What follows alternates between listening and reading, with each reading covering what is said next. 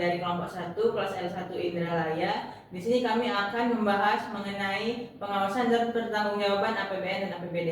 Di sini saya Harinisa Zahra, saya Amalina Mepa, saya Reko Dona, saya Nur Hidayah.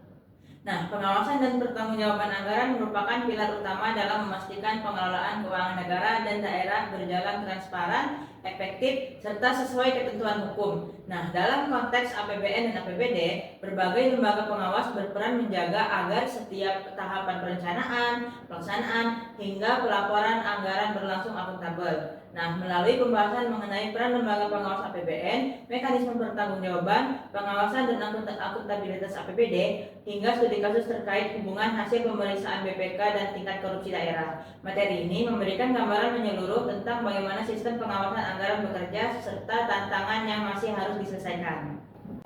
Baiklah teman-teman, di sini langsung saja kita masuk pembahasan yang pertama, yaitu pengawasan dan pertanggungjawaban anggaran pendapatan dan belanja negara atau APBN yang akan dijelaskan oleh rekan saya Amalit. Kepada Amalit dipersilakan. Pengawasan dan pertanggungjawaban anggaran pendapatan dan belanja negara atau APBN. Yang pertama, lembaga pengawasan APBN. Pengawasan APBN dilakukan oleh beberapa lembaga yang memiliki kewenangan beberapa namun saling berkaitan. Yang pertama itu Dewan Perwakilan Rakyat atau DPR. DPR memiliki fungsi legislatif, fungsi anggaran, dan fungsi pengawasan. DPR memiliki hak interpelasi, hak angket, dan hak menyatakan pendapat. Yang kedua ada Badan Pemeriksaan Keuangan atau BPK. BPK merupakan lembaga bebas dan mandiri yang memeriksa pengelolaan dan pertanggungjawaban keuangan negara. Yang ketiga itu ada Badan Pengawasan Keuangan dan Pembangunan atau BPKP. BPKP berfungsi sebagai pengawasan internal pemerintah dan berada di bawah Presiden. Selanjutnya ada pertanggungjawaban APBN. Pertanggungjawaban APBN merupakan bentuk tanggung jawab pemerintah kepada rakyat atas pengelolaan keuangan negara selama 1 tahun anggaran.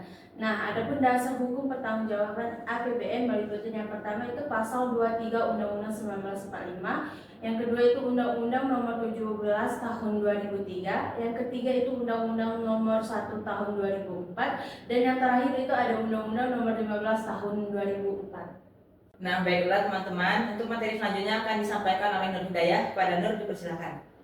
Nah, materi yang akan saya sampaikan adalah kewajiban bertanggung pemerintah, di mana laporan keuangan pemerintah pusat atau disingkat biasa LKPP meliputi yang pertama ada laporan realisasi anggaran, kedua ada neraca, ketiga ada laporan arus kas, keempat ada catatan atas laporan keuangan.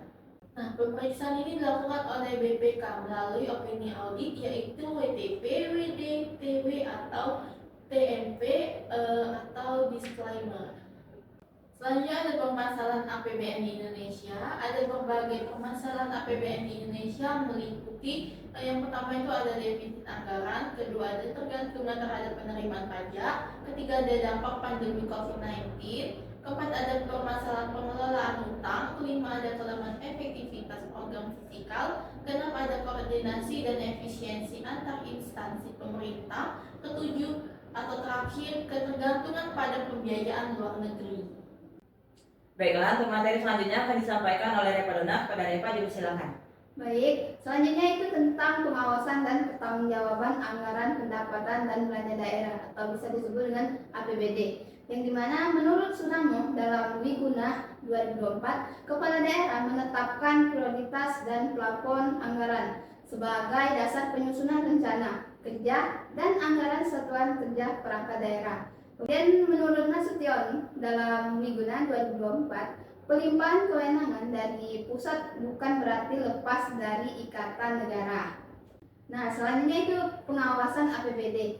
Nah, menurut Nurul dalam Andi 2019, pelaksanaan APBD perlu pengawasan yang kuat agar tidak terjadi penyimpangan dan penyelewengan anggaran. Selanjutnya itu pertanggungjawaban APBD. Menurut Talididuhu dalam Wiguna 2024, pertanggungjawaban APBD merupakan langkah pemerintah daerah dalam mewujudkan budaya demokrasi dan transparansi. Nah, menurut Weber ada 3 macam tipe ideal wewenang, yaitu wewenang tradisional, wewenang karismatik, dan wewenang legal rasional.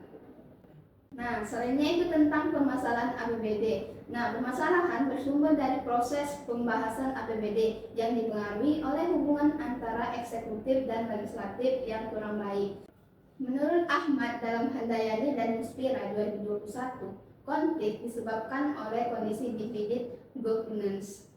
Nah, baiklah teman-teman, di sini kami mengambil studi kasus yang berkaitan dengan hasil pembahasan kami tadi, yaitu yang berjudul Hasil Pemeriksaan dan Kasus Korupsi pada Pemerintah Daerah, Studi pada Pemerintah Provinsi di Indonesia tahun 2015 sampai dengan tahun 2018 yang ditulis oleh Isnadipa dan Haryanto tahun 2021.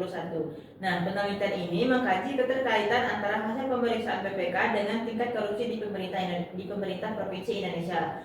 Nah, hasil penelitiannya menunjukkan bahwa opini audit tidak memiliki pengaruh signifikan terhadap tingkat korupsi. Jumlah temuan pemeriksaan dan tidak lanjut hasil pemeriksaan memiliki pengaruh positif signifikan terhadap tingkat korupsi. Nah, baiklah, itulah hasil keseluruhan dari diskusi kami tadi. Jadi dapat disimpulkan bahwa pengawasan terhadap APBN dan APBD merupakan instrumen penting untuk memastikan penggunaan keuangan negara dan daerah berjalan efektif, transparan, dan sesuai aturan. Penelitian yang dilakukan oleh Isnadipa dan Haryanto tahun 2021 tadi menunjukkan bahwa opini audit BPK tidak memengaruhi tingkat korupsi. Sementara temuan pemeriksaan dan tindak lanjut audit berkaitan dengan meningkatnya pengungkapan kasus. Nah, mungkin itu saja hasil diskusi dari kami akhiri. Wassalamualaikum warahmatullahi wabarakatuh.